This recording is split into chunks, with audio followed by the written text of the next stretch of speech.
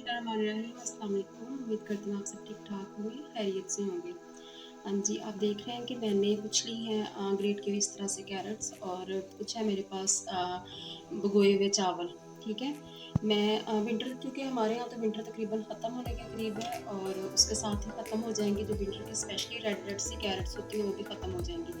तो मैंने सोचा कि क्यों ना आज गाजर की खीर बना ली जाए और उसके लिए मैंने चावल जो है मैंने सुबह से ही भिगो दिए थे क्योंकि जब भी मैं खीर बनाती हूँ तो मैं चावल काफ़ी पहले से ही भिगो देती हूँ और फिर उन्हें हाथों से कुछ मसल के इस तरह से बिल्कुल बारीक-बारीक कर लेती हूँ। उससे फिर जो खीर है वो बहुत आसानी से बन जाती है। मैंने तकरीबन 2 दरमियाने साइज़ की गाजर ली थी। उन्हें मैंने छीलने और धोने के बाद इस तरह से ग्रेट किया और तकरीबन 1 कप चावल है और इसके लिए दूध मैं जो है 1 लीटर इस्तेमाल करूँगी। घी को रखा है मैंने स्लो फ्लेम पे और मैंने उसमें डाल दिया 1 टेबलस्पून असली घी। आप बटर भी डाल सकते हैं, अगर आप ना डालना चाहें तो भी कोई इशू नहीं है, आप मत डालें, लेकिन मैं इसी तरह से बनाती हूँ। अब मैं इसमें डाल दूँगी गाजर और गाजर को मैं 2 से 3 मिनट के लिए हल्का-सा बस इसमें फ्राई कर लूँगी। जी, तकरीबन 2-3 मिनट गाजर को भूनने के बाद अब मैं उसमें डाल दूँगी इस तरह से खूब भीगे हुए चावल, जिन्हें मैंने मज़ीद हाथों से बारीक-बारीक कर लिया था, तोड़ लिया। इस तरह से खीर बहुत आसानी और बहुत जल्दी से बन जाती है। अब मैं इसमें 2 ग्लास पानी ऐड कर दूँगी।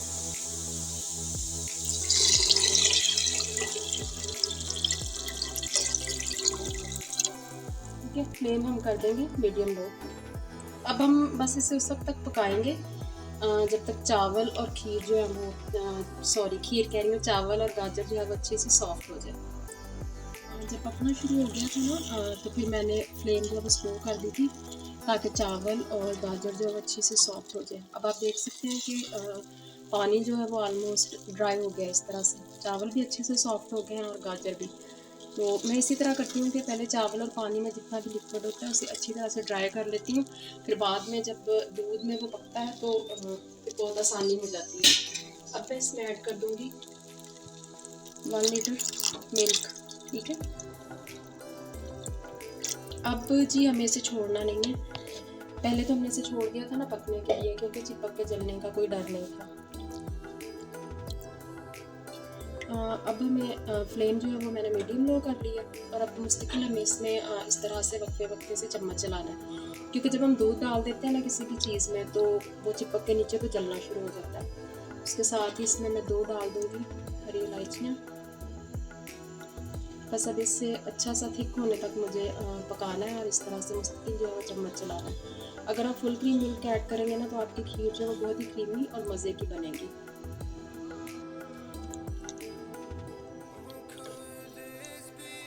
जी, मैं इसमें इस तरह से चम्मच चलाती रही थी ताकि नीचे चिपक के जलने ना पाए। अब खीर जो है वो तकरीबन हाफ़ डन हो चुकी है, ठीक है? अब मुझे इसमें शुगर ऐड करनी है। शुगर ऐड करने के बाद दोबारा हम इसे पकाएँगे क्योंकि शुगर की वजह से इसमें जो एक लिक्विड आ जाता है उसे भी ड्राई करना है हमें। मैंने इसमें 6 टेबलस्पून शुगर ऐड की है। आप अपनी मर्ज़ी से कितनी डालनी चाहें, आप उतनी शुगर इसमें ऐड कर लें। अब मैं मज़ीद तकरीबन 12 से 15 मिनट तक इसे स्लो फ्लेम पे इसी तरह से पकाऊँगी, ताकि शुगर की वजह से जो इसमें थोड़ा-सा लिक्विड आ गया है, वो भी ख़त्म हो जाए। हमारी बहुत ही मज़ेदार सी, यम्मी सी क्रीमी सी जो खीर है वो बनके हो गई है तैयार। अब मैं इसमें डाल दूँगी कुछ किशमिश, ठीक है? ताकि वो भी थोड़ी-सी सॉफ्ट हो जाए। बाकी ड्राई फ्रूट्स मैं बाद में ऐड करूँगी इसमें। आप भी अपनी मर्ज़ी से जो भी ड्राई फ्रूट डालना चाहें आप डाल दें। खीर हो गई है बनकर तैयार। आप अपनी मर्ज़ी से कोई से भी ड्राई फ्रूट्स जो हैं वो उससे गार्निश कर सकते हैं। खीर तो वैसे ही बहुत मज़े की लगती है।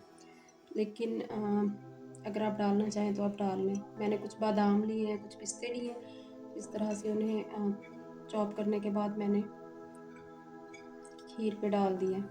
ठीक है? आपको रेसिपी अच्छी लगे तो प्लीज़ लाइक कीजिएगा, शेयर कीजिएगा और अगर आपने अभी तक मेरे चैनल को सब्सक्राइब नहीं किया तो प्लीज़ सब्सक्राइब माय चैनल। दुआ में याद रखिएगा। अल्लाह हाफ़िज़।